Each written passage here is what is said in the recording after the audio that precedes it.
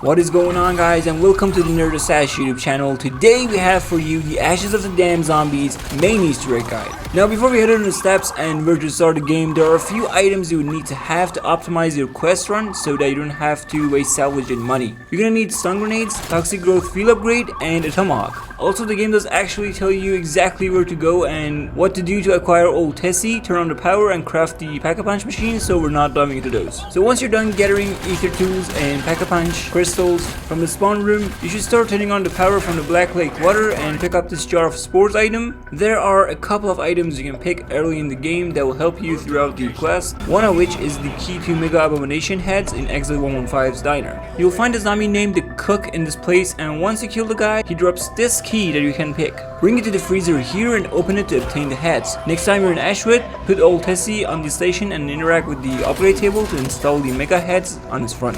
Now head to Van Dorn Farm, and inside the barn you need to check the hanging bodies. One of these has a foot that's slightly stretched, and you'll then have to cut it using your tomahawk. There's a crafting table on the back. Grab a Molotov and cook the cut foot to obtain the bone. Wait for the Ravagers round, and once they're chasing you, turn on the saw blade trap just outside the barn. The first kill will drop a pair of Ravagers eyes, and you need to pick those. Then interact with the stick cow to put the jar of spores you obtained earlier. After that, there's another item that you need to have, and it's on the roads between the POIs, like between Blackwater Lake and Ashwood. There are giant purple mushroom looking things around here, and you have to laser beam them with your Mega Abomination heads on Old Tessie. Break him and you will obtain a request item, or maybe a ray gun if you're lucky. Step 2. Build the Necrofluid Gauntlet, and for that you can check this video right here on the NerdAssassin YouTube channel, or check the website for an in-depth guide. Okay, we're on the third step of the quest with Necrofluid Gauntlet and the Wisp Tea Perk-a-Cola. Head over to Ashwood and get inside the building on the right side of the Vulture 8 perk machine. There is a mirror here, and you will need to kill a zombie near it until your Wisp Tea perk works and spawns a spirit. This will reveal the magic mirror's mystery, and you can shoot it with your Necrofluid Gauntlet. This will drop another item called the Ash, and you need it for the Easter quest. And for the last item, we need a bear. Wait until a Zersa bear respawn and drain his HP bar to anything near 10 to 20%. Now bring in the Wonder Recall into play and shoot the bear with Mega Abomination laser beams. Another item to pick,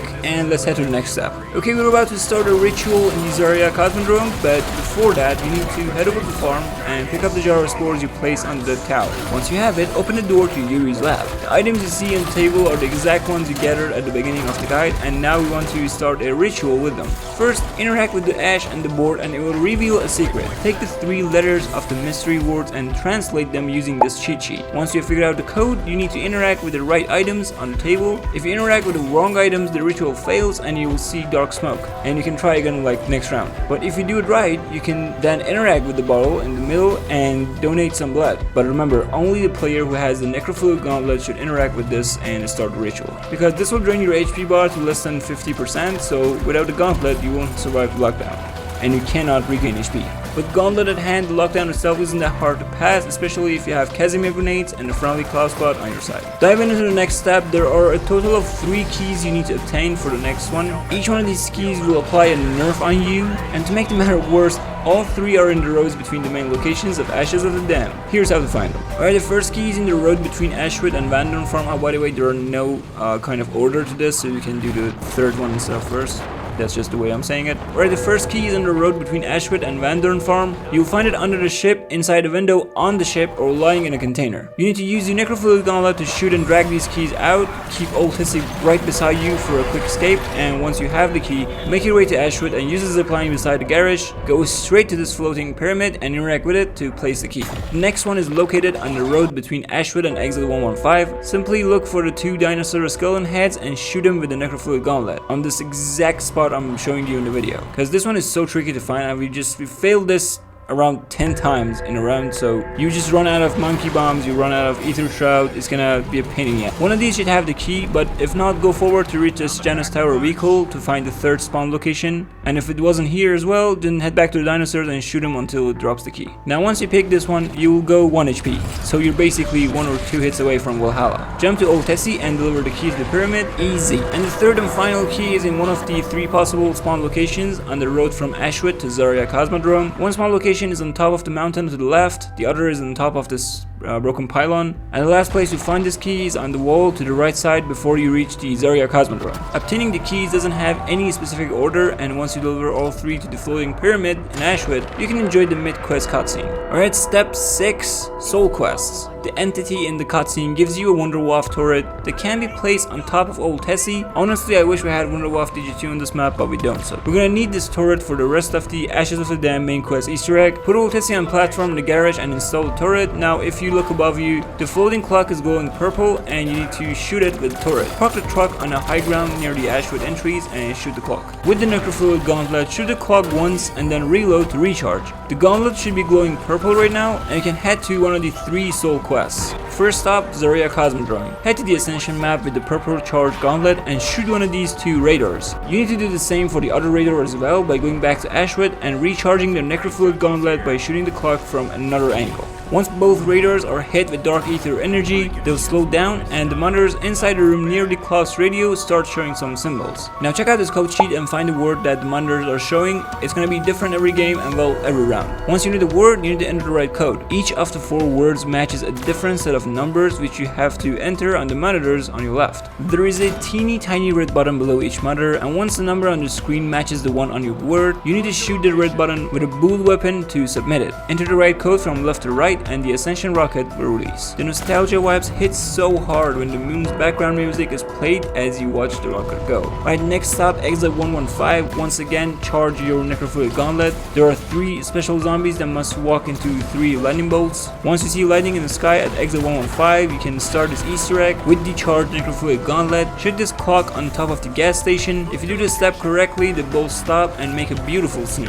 Now you need to buy a Klaus, best if you have one already, and order him to wake up the zombie that's near the car in the garage. The undead must be stuck in the yellow lightning, so make sure you drag him here. Next is a zombie that's on the left side of the truck. Simply ram the truck with the Tessie and he'll wake up seeking revenge. Drag our guy to the red lightning and you're good to go. This time you need to head inside the diner and melee the register. This will wake up the zombie waitress and you need to make her follow you to the blue lightning above the diner. Once all 3 zombies are hit with the right lightning, the entity starts talking to mark your success on the quest. Don't worry, it might take several attempts to solve this one, and you don't have to wake each zombie every time. Alright, and the last soul quest, with the Necrofluid Gauntlet charged, head to Landorn Farm and get inside the Stamina building. Here you'll find the clock behind the father of the family at the table. The clock is in Roman numerals and you need to find the number of the hour on the floor around the table. Now if you stand on the right number, the father's head will tilt toward you. Shoot it with the charged gauntlet once he's done turning his broken neck, and then head outside to find the 4 separated items for the ritual. One of them is right on the 2nd floor in the closet beside the stamina perk machine. The second one is on the working bench in the mystery box room. You'll find the 3rd item on the 2nd floor of the barn, and last but not least, the final item is in the top underground. Once you have them all, place all items on the floor in the farm and interact with them to start the ritual. Loads and loads of zombies will attack you in this lockdown and you have to defend the items at all costs. Now if you fail, you can do it again in the next round. We're in this step 7. Takes so long to beat this quest, really. This is one of the final steps of the Ashes of the Dam Easter egg guide, so make sure you're prepared. Head to the Blackwater Lake with the Dark Aether charged Necrofluid Gauntlet and interact with the soul that's right beside the mystery box spawn location. Now you need to shoot the projector inside the cabin with the Necrofluid Gauntlet's dark energy and immediately start capturing the 4 images on the screen. This cheat sheet will help you find each film's location, and you need to shoot each one of them in the exact order the game shows to pass the quest. Remember that you need to shoot these items with a Necrofluid Gauntlet, and if a jump scare appears, it means that you have failed the Easter egg and have to try it again next round. Also, the order of the images change every game, but if you have done the Easter egg steps correctly, a dialogue plays and you need to buy a Klaus bot and order him to stand right here near this bed. Klaus will pick something and then heads outside, and if you interact with him here, the final step of the Ashes of the Dam Easter egg quest activates. Make sure you have PAP 3 weapons, wonder weapons of course, and fully upgrade them before you start. Once you interact with Klaus and all team members vote to agree on it, the final quick quest before reaching the boss fight begins. What you need to do here is to collect 3 souls from 3 roads between Blackwater Lake, Janus Tower Plaza, and Ashwood. Wait for 30 seconds in Blackwater Lake